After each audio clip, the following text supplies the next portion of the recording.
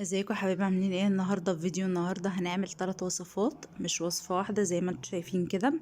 هنعمل الحواوشي وهنعمل طحينه الحواوشي بتاعه المشويات عموما، وهنعمل السمنه البلدي والمرتة.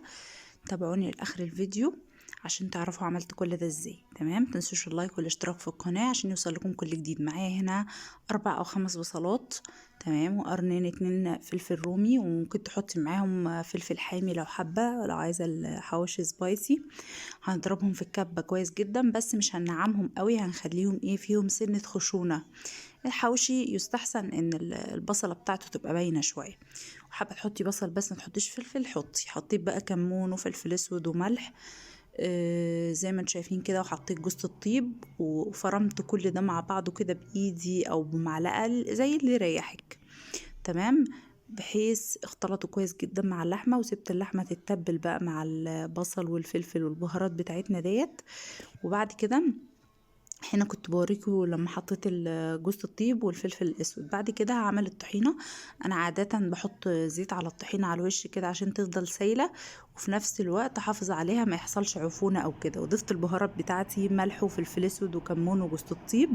ده طبعا بعد ما قلبت الطحينه جدا في الزيت، وحطيت 3 قرون توم، 3 فصوص سوري توم مهروسين، وقلبت كل ده مع بعض. وبعد كده ضفت حوالي كوبايه الا ربع ميه دافيه، كوبايه صغننه. تمام، كل ما احس انها محتاجه بزود، هو مش مقدار معين. بعد كده ضفت 3 معالق خل لغايه ما وصلت للقوام اللي هتشوفوه دلوقتي حالا، القوام الحلو ده. تمام، وقدمتها في الطبق. زينيها بقى باللي تحبيه. بعد كده في الوقت ده اللحمه بتتبل فيه، قلت اعمل شويه سمنه بقى بلدي بشويه القشطه اللي عندي دول. القشطه دي ممكن تكوني فاكراني جايباها من بره، بس والله انا عاملاها من وش اللبن. يعني ممكن اكون جمعتها خلال اسبوع او اسبوعين. وعلى فكره اللبن اللي انا بشتريه بيبقى الوش بتاعه خفيف جدا، مش تقيل زي ما انت متخيله. بس بجمعه كل يوم لحد ما اداني الكميه دي. الكميه مش كتيره، بس هتدي طعم وريحه حلوه قوي في الطريقه اللي انا هقولك عليها دلوقتي، لما ازود لها سمنه صناعي ولما ازود لها زبده. اول حاجه حطيت القشطه على النار، سبتها تغلي. اهم حاجه النار تكون هاديه جدا لو مش هتقفي جنب البوتاجاز، وتغطي عليها. لو هتقفي جنب البوتاجاز علي، وافضلي ايدك في التقليب. لو مش هتقفي جنب البوتاجاز وطي عليها، ودايما تبقي رايحه جايه كده تقلبي لغايه اما تنزل الميه اللي فيها خالص، وتتحول لسمنه زي ما انت مش شايفه كده. وتبين وتطلع المرته اللي فيها زي ما انت شايفه كده. كده المرته بتاعتي جاهزه ان انا اطلعها من السمنه.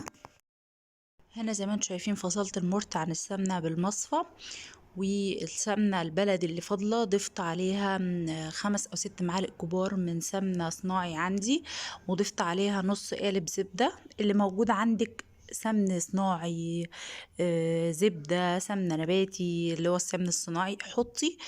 هيدي طعم وريحة تحفة مع السمنة البلدي. حتى لو عندك ربع كيلو هيدي طعم وريحة حلو للسمنة البلدي. لو عندك للسمنة سوري الصناعي، لو عندك سمنة صناعي ملهاش ريحة ولا ليها طعم، الربع كيلو اللي انت عاملاه من وش اللبن ده هيديها ريحة وطعم حلوين جدا. وزي ما انتم شايفين كده ضفت الحواوشي، وحطيت في ديل الصينية وفي وش الصينية، ادى طعم حلو جدا للحواوشي بعد ما سيحت كل ده مع بعضه، السمنة والزبدة والسمنة البلدي.